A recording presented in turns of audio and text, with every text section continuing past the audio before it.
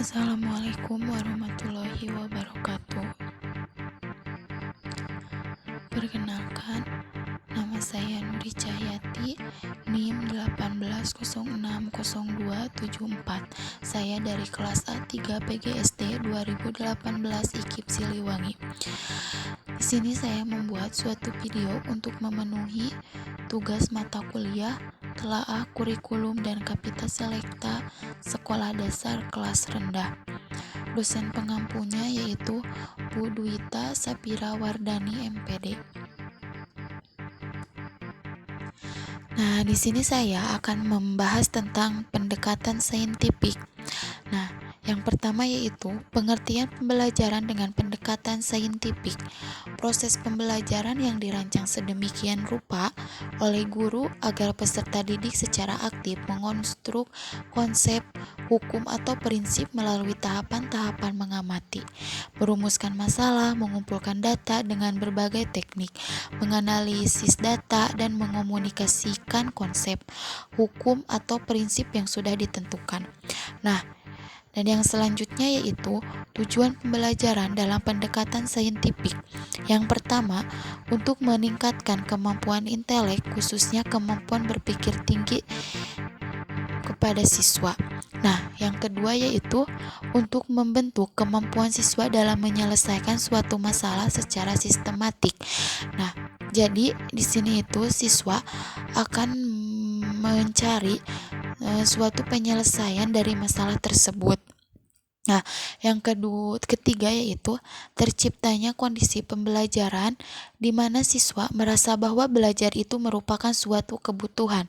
Nah, jadi guru itu memberikan motivasi kepada siswa agar siswa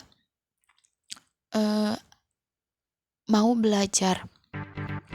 Nah, dan yang keempat yaitu diperolehnya hasil belajar yang tinggi. Yang kelima, untuk melatih siswa dalam mengomunikasikan ide-ide. Nah, ide-ide khususnya dalam menulis artikel ilmiah. Nah, jadi si siswa berani untuk mengemukakan ide atau pendapat yang mereka punya. Nah, dan yang terakhir yaitu untuk mengembangkan karakter siswa. Selanjutnya tentang langkah pendekatan saintifik.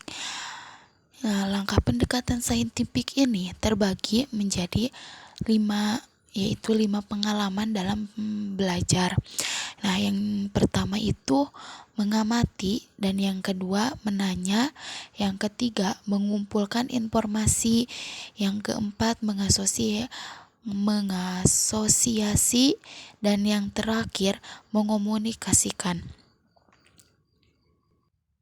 Yang mengamati itu siswa mengamati seorang guru dengan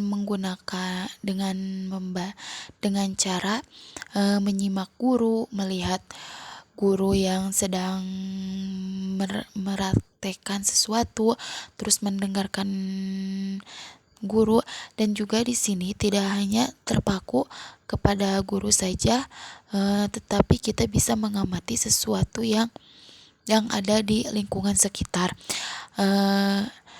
Nah, di sini juga sini itu menggunakan dengan panca indera. Nah, kompetensi yang dikembangkan di sini itu yaitu untuk melatih kesungguhan siswa, ketelitian, dan juga mencari informasi. Yang kedua yaitu menanya, mengajukan pertanyaan tentang informasi yang tidak dipahami dari apa yang diamati, atau pertanyaan untuk mendapatkan informasi tambahan tentang apa yang diamati, supaya dia bisa lebih mengerti dengan materi yang sudah dipelajari atau yang sudah diamati. Nah, kompetensi yang di sini untuk mengembangkan kreativitas, rasa ingin tahu, kemampuan merumuskan pertanyaan untuk membentuk pikiran kritis yang perlu untuk hidup cerdas dan belajar sepanjang hayat. Nah, yang ketiga mengumpulkan informasi. Kegiatan di sini itu untuk melakukan eksperimen, membaca sumber lain selain buku teks, mengamati objek atau kejadian, aktivitas wawancara dengan narasumber. Jadi informasi itu tidak didapatkan dari guru saja, tetapi bisa didapatkan dari siapapun. Nah, kompetensi yang dikembangkan di sini itu untuk mengembangkan sikap teliti, jujur, sopan, menghargai pendapat orang lain, kemampuan berkomunikasi, menerapkan kemampuan mengumpulkan informasi melalui berbagai cara yang dipelajari, mengembangkan kebiasaan belajar dan belajar sepanjang hayat. Nah, yang berikutnya mengasosiasi atau menalar, yaitu mengelola informasi yang sudah dikumpulkan baik terbatas dari hasil kegiatan mengumpulkan atau eksperimen maupun hasil dari kegiatan mengamati dan kegiatan mengumpulkan informasi. Pengelola informasi yang dikumpulkan dari yang bersifat menambah keluasan dan kedalaman sampai kepada pengelolaan informasi yang bersifat mencari solusi dari berbagai sumber yang memiliki pendapat yang berbeda sampai kepada yang bertentangan.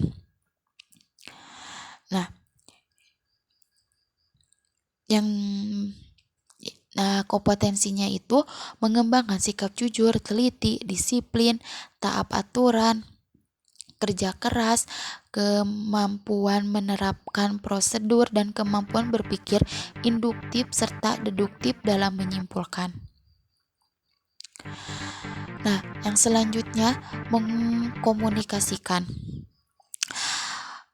Mengkomunikasikan ini untuk menyampaikan hasil pengamatan, kesimpulan berdasarkan hasil analisis secara lisan, tertulis, atau media lainnya. Nah, kompetensinya itu mengembangkan sikap jujur, teliti, toleransi, kemampuan berpikir sistematis, mengungkapkan pendapat dengan singkat dan jelas, dan mengembangkan kemampuan berbahasa yang baik dan benar.